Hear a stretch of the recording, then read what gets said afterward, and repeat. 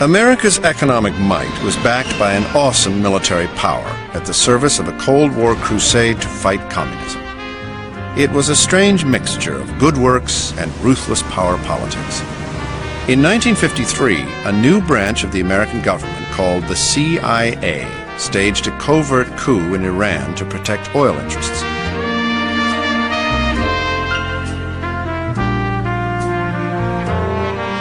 In the United States, Eisenhower needed voters to support his foreign policy. Using marketing techniques learned in the campaign, his administration packaged the ruthless tactics of the Cold War as a goodwill mission for democracy. There was little truth in advertising.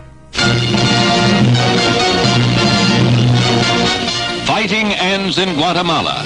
These rebel troops, backed by air power, have compelled the ousting of Guatemala's pro-communist regime and have won a ceasefire from... This is the story that most Americans heard. In fact, it was raw fiction, an imaginary revolution invented by the Eisenhower administration. The truth was that the U.S. government had staged a coup of a democratically elected government to protect U.S. economic interests. There was economic imperialism, done covertly under the name of democracy and anti-communism, done by the CIA with the American press kept out in a way that would make it look like it was something very different. One of the key operatives in this elaborate cover story was an ex-Marine named Phil Rettinger. I was called over to the Latin American branch, and one of my friends was over there, and he said, "Say, we've got a job for you." And I said, "What are you talking about?" He said, "We want you to take over the government of Guatemala." Of course, I've been hearing about this, but I said, "Well, what do you, this is out of my activity." He said, "Listen, you're a Lieutenant Colonel in the Marine Corps, and you can do anything." You know that, don't you? Nobody in the government ever thought that Guatemala was any threat to the United States. What they were the threat to was the United Fruit Company. That's the only reason in the world.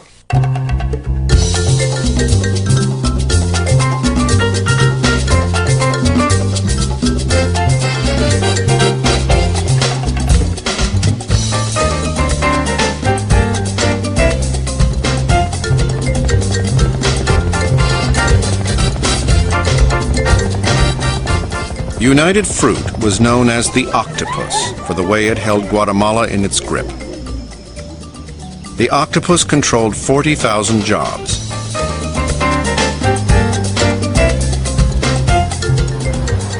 It owned half the country's arable land. Almost all the country's railroad tracks belonged to United Fruit. In 1952, Guatemalan workers toiled for 50 cents a day. United Fruit reported an annual profit of $65 million, twice the total revenue of the Guatemalan government.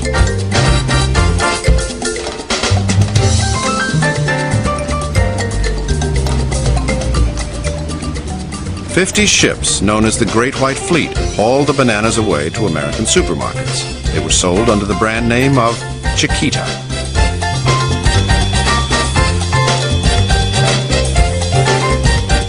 The man who ran United Fruit was Sam Zamore, whose nickname was Sam the Banana Man. In 1952, Sam was not happy. A new government in Guatemala wanted some of Sam's bananas. To improve social conditions, Guatemala forced United Fruit to sell back part of its land, then gave it in parcels to 100,000 peasants. It was the brainchild of an idealistic president, Jacobo Arbenz, who thought land reform would save his country.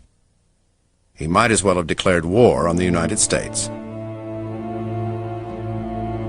In the Eisenhower administration, the Secretary and Undersecretary of State, the head of the CIA, and the UN ambassador all had ties to the United Fruit Company. The Secretary of State, John Foster Dulles, was a fanatical anti-communist who saw the Cold War as a biblical struggle between good and evil.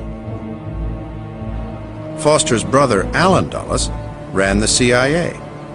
It was a very convenient relationship, avoiding unnecessary debates about policy. Foster Dulles, with his own sort of Presbyterian belief in the rectitude of himself and the United States, and our way was the best, and his brother Allen Dulles infinitely more likable, more charming, more graceful, a great flirt. He loved the parties, and it seemed to be a reassurance when he was there. The right kind of people were doing it, and they weren't going to do anything that the good people of America didn't approve of. In the matter of Guatemala, the Dulles brothers hatched a plan to topple the Arbenz government while creating a cover story to hide American involvement. What the Eisenhower administration wanted, if at all possible, was to pretend that it was the Guatemalans themselves who had done it. It's so good for propaganda. The Guatemalan people rising up against the communist tyranny. Where is the communist tyranny if the United States has to invade to overthrow Arbenz? It's much better if it is the Guatemalan people. To create the illusion of a popular uprising against Arbenz, the CIA needed to find someone to lead the newly invented rebellion. The man they cast in the role was Castillo Armas. I looked at this guy, this little guy, kind of nervous little fellow, and I told him, "Is that the guy?" And he said, "Yes, that's him. We're going to make him president of Guatemala." I said, "Oh my God, come on now, this is ridiculous. We're going to spend all this money to put this guy as president of Guatemala?" Well, he was the only guy we had. With a leader in place, it was up to Rettinger to train the rebel army. The troops mustered on a united fruit plantation. The force that went into Guatemala to take over was a very, very small force. It wasn't more than 20 or 30 people. I had to help train these guys. Of course, we armed them, and we took them out on the firing range and did that. Very, very primitive training. It wasn't anything fancy at all. What we tried to do more than anything else is imbue them with the idea of taking over their country. And some of them were pretty excited about it. And some of them were not too excited about it at all. They didn't want to get shot. While field agents set about scripting the revolution, Allen Dulles worried about the American press coverage. He wanted good reviews and no mention of any American role. Luckily for Dulles, United Fruit had been hard at work spinning the story. United Fruit hired Ed Bernays, a public relations expert, to sell the American public on the dangers of communism in Guatemala. Bernays put together expensive junkets for the reporters. You script the tour. You invite in a dozen reporters, people with not much connection, not much knowledge, no knowledge of the language or the background. And you go here, you see the good works. Here's the hospital we do. Let's go see a typical worker in his home. And it worked by and large. There were an awful lot of newspapers in America who weren't going to send reporters to cover Guatemala unless it was all paid for by United Fruit. So it played to the laziness of the press. When the reporters returned home, they repaid United Fruit's kindness with just the kind of stories the company wanted to see. Only one journalist bucked the official line, the New York Times correspondent in Mexico, Sidney Grusin. You only had to look. Nothing was hidden very much. You know, you could go outside the main city and see the training. You could see the troops that we'd bought. You could see the old airplanes that we had given them. And there's something in the air in a town like Guatemala City when the thing is bubbling and you just know something is going to happen. Grusin wrote about the secret U.S. mission and the success of Arbenz's land reforms. Furious, Allen Dulles arranged a luncheon with an old Princeton classmate, the business manager of the New York Times. Julius Ox Adler goes down to see Allen Dulles, and Allen Dulles convinces him, and it doesn't take much convincing, that Sidney Grusin is something of a security risk and should be kept out of Guatemala at this critical time when the coup is about to happen. I think they either hinted or said outright that they thought I was a communist sympathizer, if not a communist. Taking the CIA at its word, the New York Times cabled Grusin and ordered him to cover the Guatemala story from Mexico City. The quiet, covert assault by the head of the CIA upon the reputation and credibility of an excellent reporter, and the knowledge eventually that it had been a red herring, the Grusin had been red baited, meant that it would be less likely to be successful in the future. John Kennedy once tried to ice me out of Vietnam, and the Times had been inoculated and wouldn't do it. I mean, Sydney got moved out of a story as I did not get moved out of a story 8 or 9 years later. On June 15th, 1954, Eisenhower gave the Dulles brothers the go-ahead for the coup. 3 days later, the CIA brought Castillo Armas to the staging area. We took him out to where the troops were, and I said, now here they are, you lead them up there.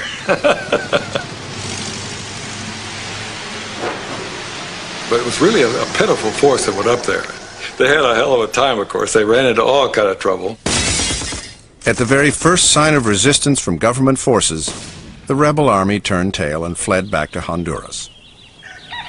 Afraid the ragtag rebel army might be destroyed, the CIA ordered Castillo Armas to camp 6 miles inside the border and wait for further instructions. Meanwhile, at the UN, U.S. Ambassador and United Fruit stockholder Henry Cabot Lodge tried to put events into perspective. Because it is certainly true that the United States has no connection whatever with what is taking place. The information available to the United States thus far strongly suggests that the situation does not involve aggression, but is a revolt of Guatemalans against Guatemalans. On June 26th, Eisenhower agreed to supply the rebels with American planes and pilots. When one pilot accidentally dropped a few bombs on neighboring Honduras, the CIA hastily wrote a cover story blaming the incident on the Arbenz government. Responsible. Reporters are flown in for a first-hand look at the results. A few small holes in the airfield caused by bombs that didn't explode. Nevertheless, their falling stirs up strong resentment in Honduras over an unwarranted air attack.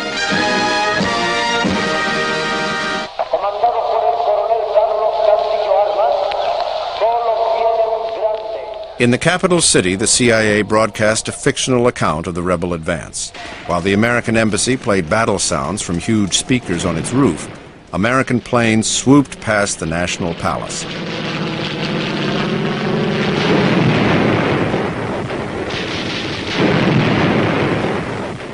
On June 27th, Arbenz stepped down.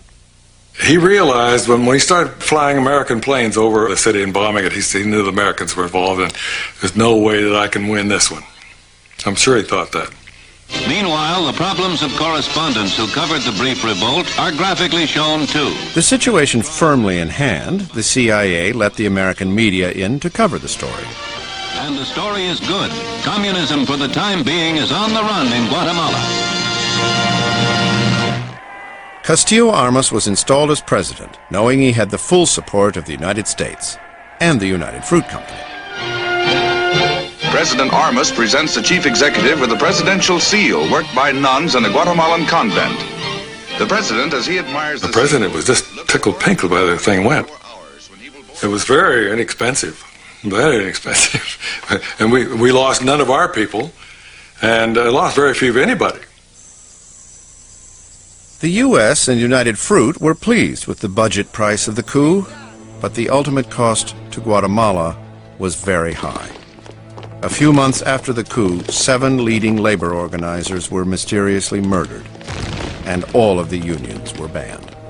The cost for Guatemala is, one, the best government in the history of Guatemala was overthrown. All the reforms are eradicated. The 100,000 peasants lost their land.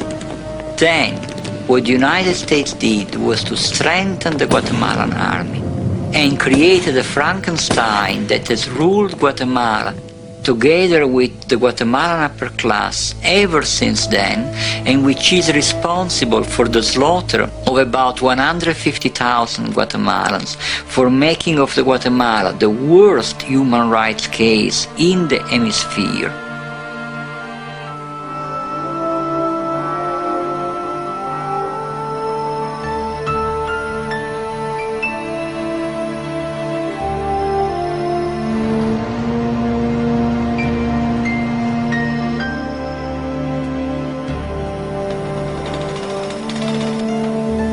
United Fruit saw profits rise once more, while Americans remained largely unaware of the secret subversion of their own democratic principles.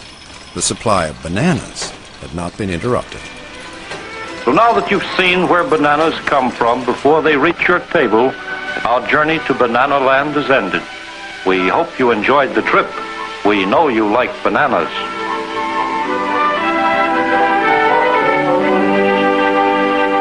Our sins were that we crushed a very small country. And in so doing, we learned bad lessons which would come back to haunt us in some ways in Cuba, and I think in Vietnam as well. 1 year after the Guatemala coup, the United States began funding an anti-communist government in South Vietnam.